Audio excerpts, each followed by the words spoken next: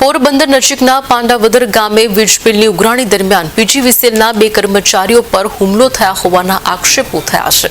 પીજીવીસીએલમાં junior assistant તરીકે ફરજ બજાવતા જાગૃતિબેન મોઢા અને મનોજ કોડિયાતર ગ્રામ પંચાયતના બાકી વીજ બિલની વસૂલાત માટે ગયા હતા।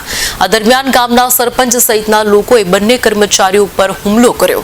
ઇજાગ્રસ્ત કર્મચારીઓને હોસ્પિટલમાં સારવાર માટે ખસેડવામાં આવ્યા હતા।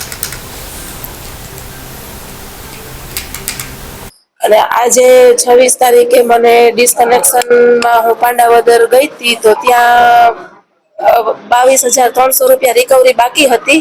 એટલે એ ભાઈ એમ કીધું કે પેમેન્ટ અત્યારે નથી કરવું, તો પછી તો પણ અમે ત્યાંથી નીકળતા હતા તો સરપંચ આવી અને અમને મારા ભેગા હતા જી ભાઈ એને પેલા મારી લીધું અને મને પણ રોડ ઉપર લઈ જઈ વાળ પકડી એકદમ ઘસરડી રોડ ઉપર અને મને 3 ઝાપટ મારી લીધી।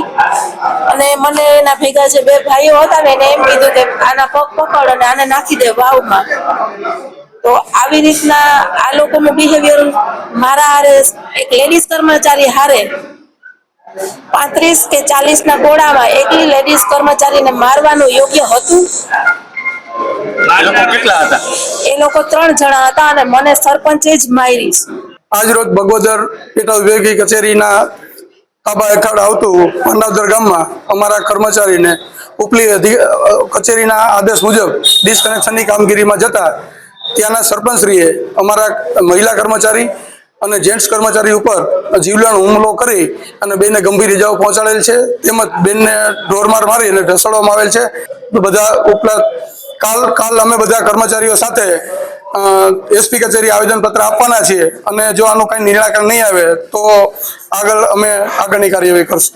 આજ રોજ તારીખ 26/3/2025 ના રોજ પોરબંદર સર્કલના બગોદર સબ ડિવિઝનના પાંડાવદર ગામે રિકવરીની કામગીરી માટે અમારો પીજીવીસીએલનો સ્ટાફ ગયેલ અને તે પૈસા બાકી હતા, જે પૈસા બાકી હોય તે કનેક્શનો ન ભરે તો તેના માટેની અમારી ડિસ્કનેક્શનની એક્ટિવિટી ચાલુ છે।